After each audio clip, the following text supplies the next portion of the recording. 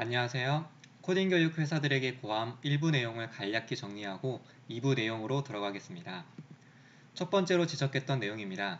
교육부 운영 지침에 따르면 초중고 소프트웨어 교육의 목적이 전국의 모든 학생들을 프로그래머로 양성하겠다는 거죠. 학교에서 과학 교육을 하는 건 학생들을 과학자로 만들려는 목적이고, 국어 교육을 하는 건 학생들을 미래의 작가로 만들려는 거죠. 아니잖아요. 그런데 왜 소프트웨어 교육은 엉뚱한 관점으로 접근하는 걸까요? 소프트웨어 교육이 의무 교육이 된 건 특정 직업뿐 아니라 우리 아이들이 미래에 어떤 직업을 갖게 되든 상관없이 누구에게나 필요한 보편적 능력을 키워주기 때문입니다. 소프트웨어 교육의 목적은 컴퓨팅 사고력을 가진 창의 융합 인재 양성입니다. 이 방향성을 잘 잡고 가야 합니다. 두 번째는 학생들의 알고리즘 설계 능력을 키워줘야 한다고 주장했습니다. 저자가 아닌 학생들의 알고리즘 설계 능력을요. 다음의 자료를 보겠습니다. 출처는 YBM 중학교 정보교과서입니다. 문제 상황이 주어졌어요. 그럼 바로 프로그래밍을 하겠죠? 아니에요. 알고리즘을 먼저 설계하고 프로그래밍을 해요. 그런데 대한민국 소프트웨어 교육엔 이 알고리즘이 빠져 있어요. 그러면 알고리즘은 바로 나올 수 있을까요? 아니요. 추상화 과정을 통해 나와요. 그럼 추상화는 문제를 보자마자 뚝딱 나오겠죠? 아니에요. 문제 상황이 주어졌을 때 자료를 수집하고 자료를 분석하고 구조화하는 과정을 통해 추상화를 합니다. 제가 중학교 정보 교과서를 분석해 봤는데 교과서들은 대부분 이런 원리로 구성되어 있어요.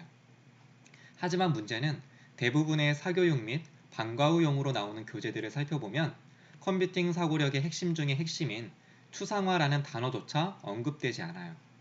알고리즘이 빠진 소프트웨어 교육, 제대로 가고 있다고 생각하시나요? 하다 보니 잔소리가 길어졌습니다. 지금부터 본격적으로 새로운 내용 들어갈게요.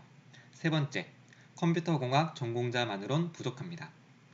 전공자가 필요 없다는 게 아니라 컴퓨터공학 전공자들로만 구성돼서 교재를 만들면 안 된다는 거예요. 이해를 돕기 위해 한 가지 예를 들겠습니다.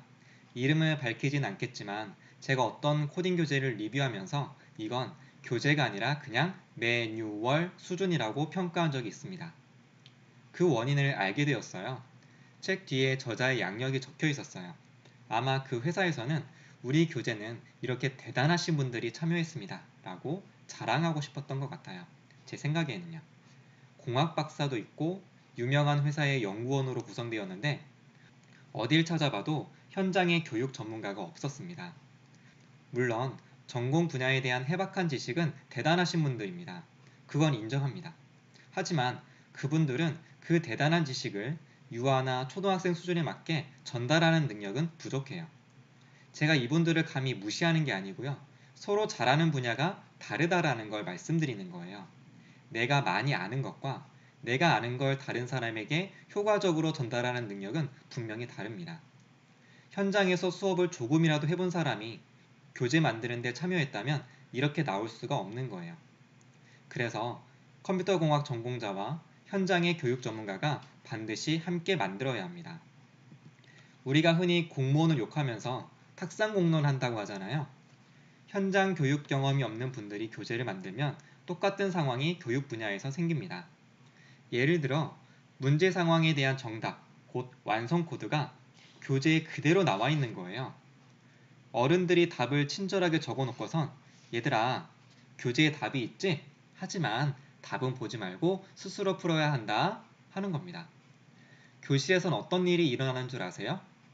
초등학생 2학년 학생이 수업 시작한 지 10분 만에 다 끝냈대요. 가보니 진짜 끝냈어요. 어떻게 해요? 교재에 나와 있으니까 그냥 보고 그대로 따라하기만 한 거예요. 물론 제대로 이해하고 했다면 상관없어요. 그래서 알고리즘을 제대로 이해하고 코딩한 건지 물어보니 전혀 몰라요. 생각 없이 따라한 거예요. 스티브 잡스가 이런 유명한 말을 했죠. 이 나라 모든 사람들은 코딩을 배워야 합니다. 그 이유는 코딩은 생각하는 방법을 가르쳐주기 때문이래요. 하지만 대한민국의 코딩 교육은 학생들이 생각하는 걸 오히려 막고 있습니다.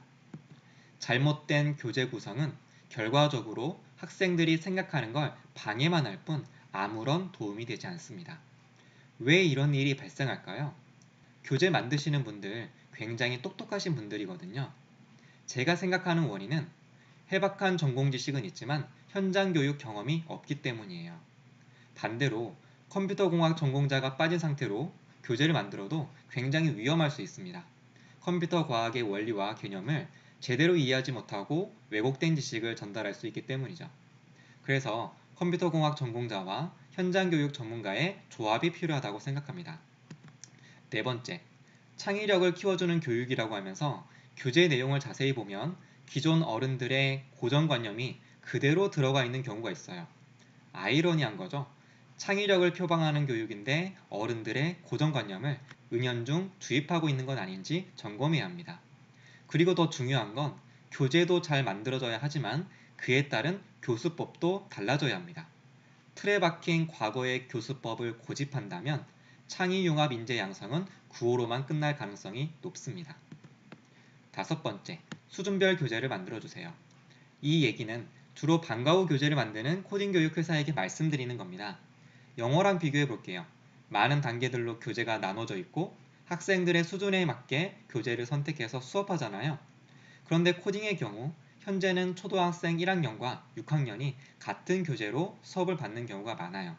한마디로 이건 코미디예요. 또한 2년차에 대한 커리큘럼이 준비되지 못한 곳도 많아요. 2년차 커리큘럼이 없다는 건 코딩 교육 회사들이 얼마나 커리큘럼에 대한 준비가 안 되어 있는지를 여실히 보여준다고 할 수 있습니다. 대한민국 소프트웨어 교육의 첫걸음은 시작되었지만 교육에 대한 준비는 많이 미흡하다고 보는데요. 부족하지만 이 영상을 계기로 선의의 경쟁을 통해 모든 코딩 교육 회사들이 발전했으면 좋겠습니다. 감사합니다.